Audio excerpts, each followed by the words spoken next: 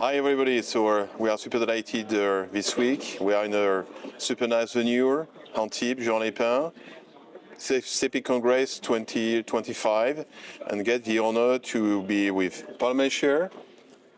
Good morning. Good morning. Good afternoon. It's all my honor. But yeah, for great to see you. You're just like I think as a figure in this event because, of course, you are a veteran in the industry, much more than myself. So by Activo, we are following the CEPICs in the last 4 years, and we saw always you everywhere. So maybe something we can say to our audience or what you're feeling, main topics this year. There's obviously AI is still very much in everybody's mind. It's not gone away anywhere else. But contrary to the last maybe 2 years where there was anxiety and fear and a bit sort of pushback, now it's integrated into different type of tools where people are more than happy to adopt. So we passed the fear bump, and now we're into the adoption side on the AI part. But it's also opening the door to a lot of very interesting applications and solutions that are either fully or partly using that technology to bring solution to the industry. So it's interesting. Yeah. And so maybe, as you know, DAM system, it's an engine for the assets and the metadata. And one other thing which is super important is, of course, the metadata, and the traceability. And I think, as usual, we saw a very nice presentation with Mature and Imatag. So what's next? What's cooking by Imatag this year?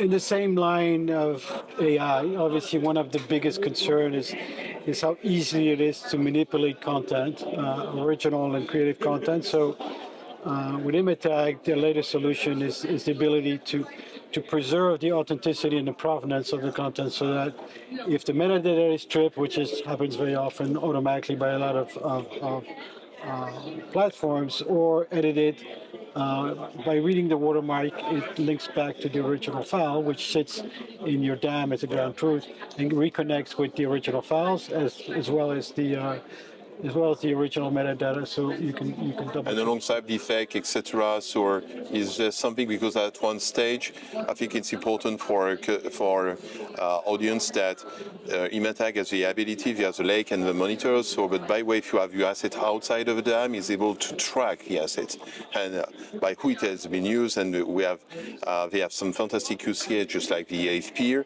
But something maybe it's important to know, because sometimes you can get some defects, etc. We already saw some demonstration last year by Matthew. So alongside this trust, etc., is there something at the top more? Yeah, there's a couple of very useful applications, and specifically when it's integrated with a DAM.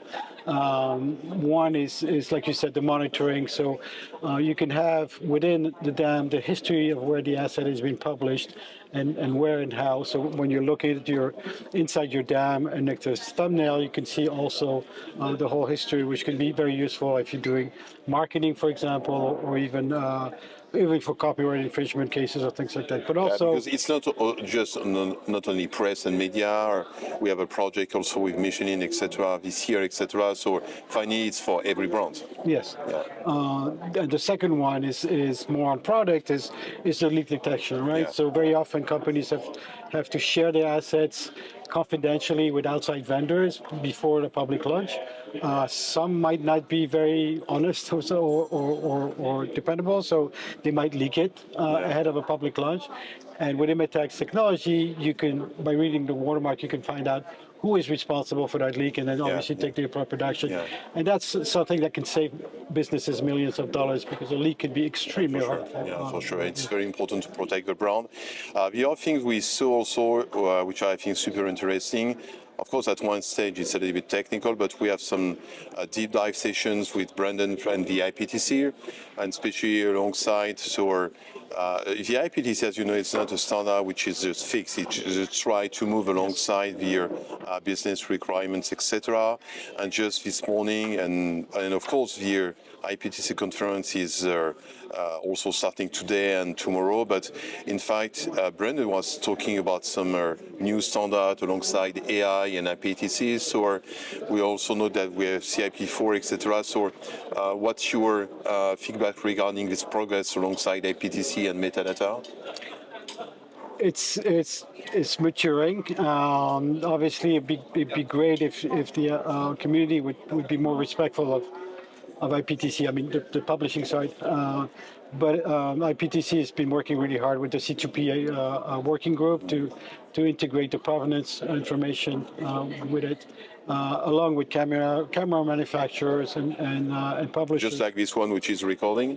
Just like this one that is recording. So now you can capture metadata inside the camera, the C2PA format, actually along with watermark as well, to bind that metadata to the file, and then throughout the process of the file, add the information of how that file has been edited or changed, so that at the end cycle you can read and know the history of all the manipulation, and then also obviously the provenance of the file. So I think, and I think it's important, C2P, as you are saying, etc. IPTC, it's important to communicate, to share finally that we have tools finally to control, and then especially alongside this session we have alongside how you can train AI, etc. It's not all about images; it's all about the metadata also, and so. Absolutely. And maybe last one more thing, just to end up the CEPIC Congress 2025. One last thing. I think it's still very much an industry in transition. There's a lot of things going on the technology side. There's AI is maturing as well at the same time. So there's already tools existing, but there's a lot of potential on top of that. And as we know, AI is very well connected with visual content in general. So expect a lot of interesting things to come in the next few years. But a thriving community of businesses. Yes.